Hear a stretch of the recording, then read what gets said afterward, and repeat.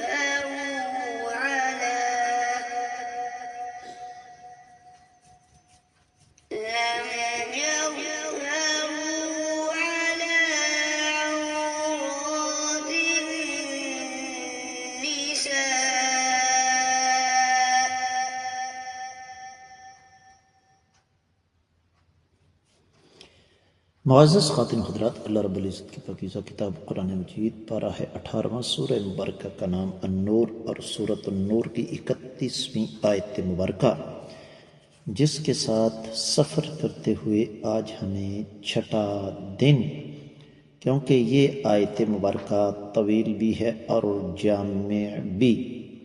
جو آیت مبارکہ کا ٹکڑا ہم نے آج تلاوت کیا، اس کے ساتھ سفر کرتے ہوئے ہمیں آج تیسرا دن۔ معمول کے مطابق سب سے پہلے ان الفاظ کا بامحاورہ ترجمہ کریں گے۔ اللہ رب العزت ارشاد فرماتے ہیں کہ معزز خواتین و حضرات، معزز خواتین، مومن خواتین اپنی آرائش کو کسی کے سامنے ظاہر نہ کریں، سوائے اپنے خامدوں یا اپنے والد یا اپنے سسر یا اپنے بیٹے یا سوتیلے بیٹے یا اپنے بھائی یا اپنے بھتیجے یا اپنے بھانجے یا میل جول کی خواتین یا غلاموں کے سامنے یا ایسے نوکر چاکر مردوں کے سامنے جن کی قوت مردمی ختم ہو چکی ہو، یا ایسے مردوں، ایسے بچوں کے سامنے جو عورتوں کی خفیہ باتوں سے مطلع نہیں ہیں۔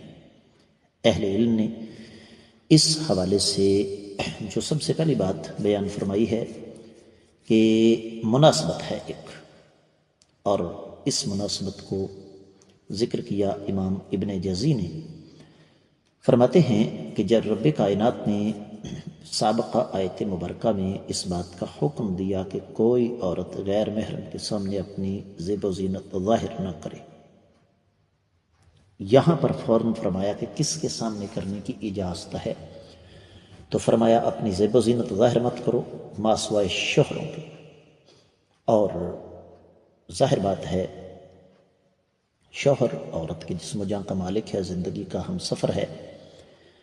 یہی وجہ ہے کہ اس حوالے سے تفسیر ابن جریر، تفسیر السعدی اور احکام النظر میں امام ابن القطان نے، اسی طرح امام شوکانی نے فتح القدیر میں اس بات کی پوری تفصیل بیان فرمائی ہے، اور ساتھ قرآن کی آیات مبارکات بھی کافی ساری لے کر آئے ہیں کہ میاں بیوی کا آپس میں کوئی پردہ نہیں ہوتا۔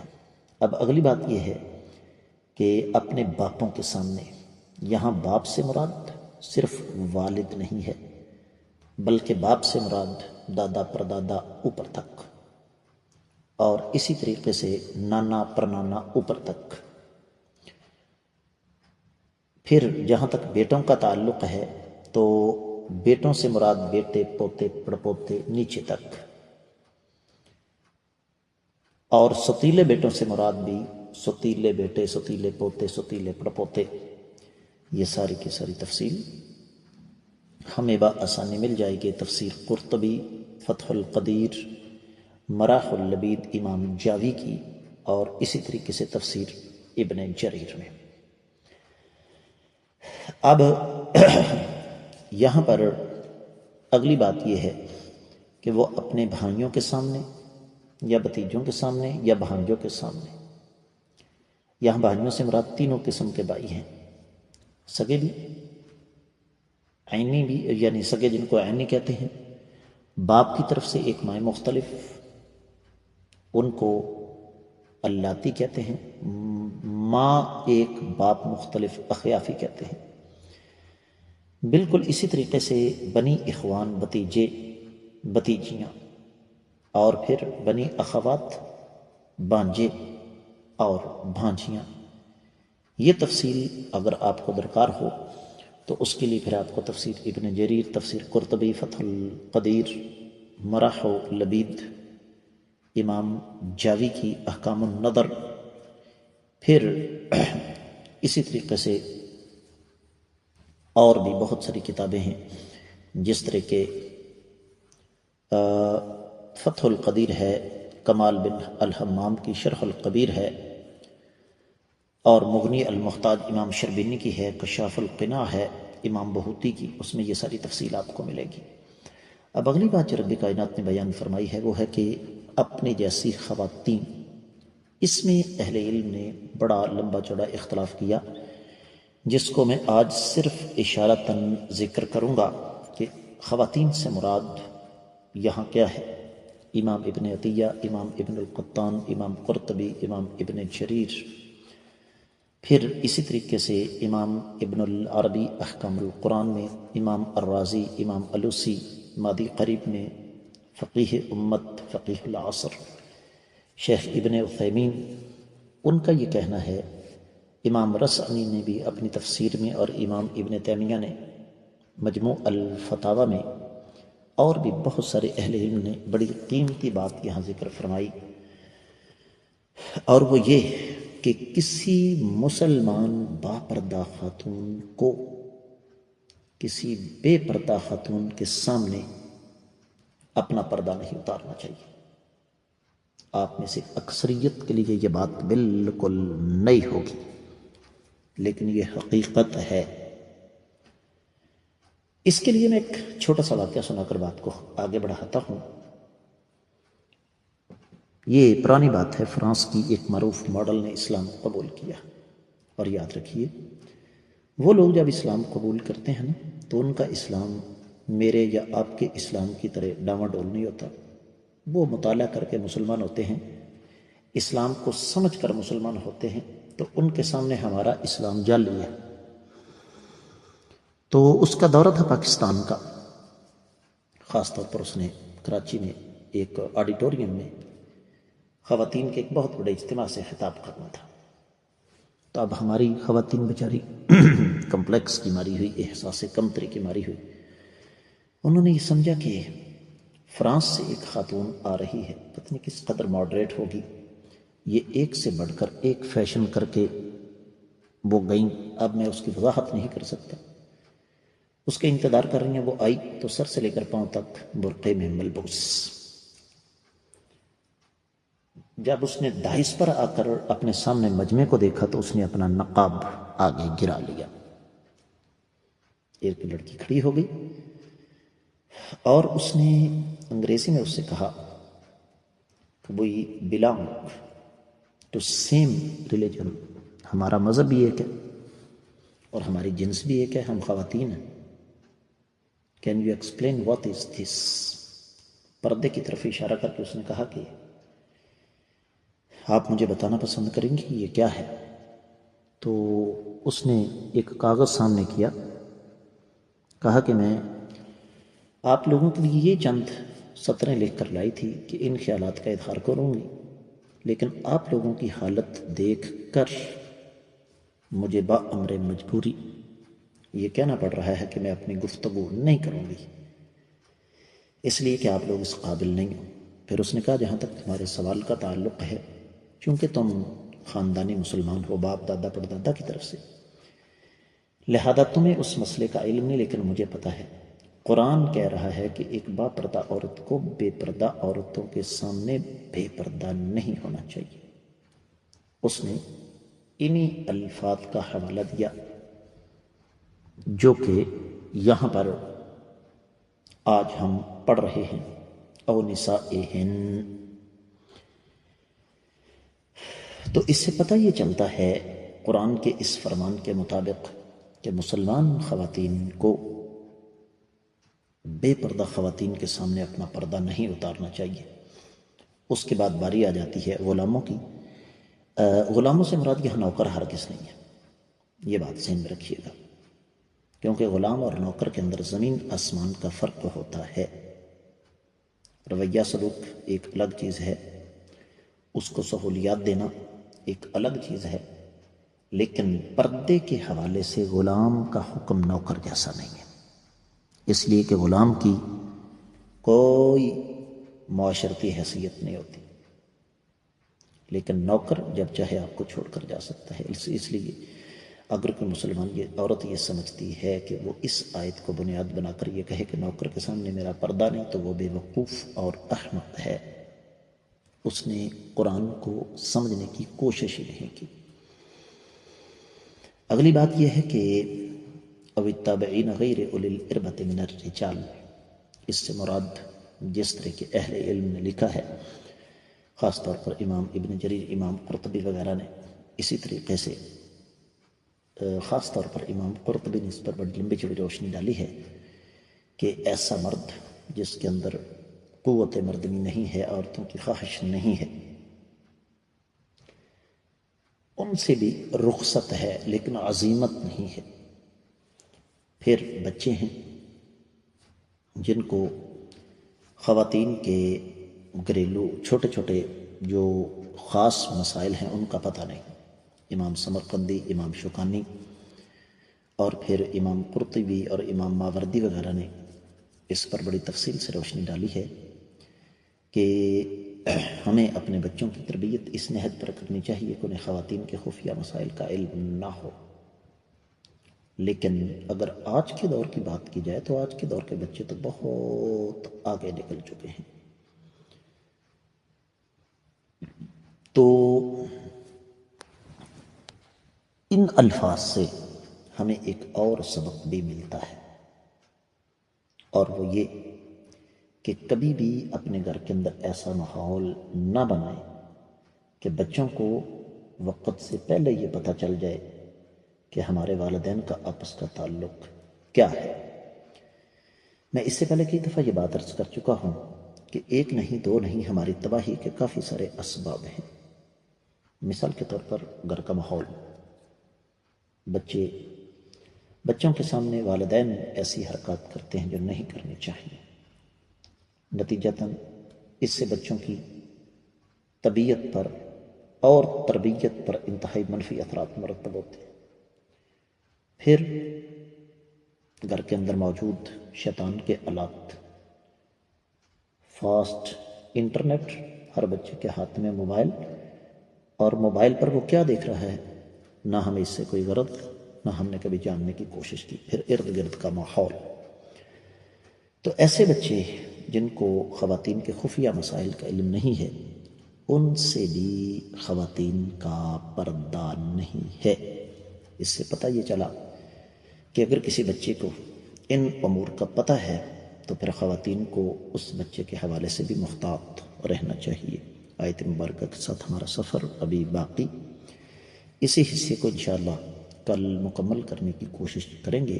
آج کے سبق سے اجازت دیں۔ السلام علیکم ورحمۃ اللہ وبرکاتہ۔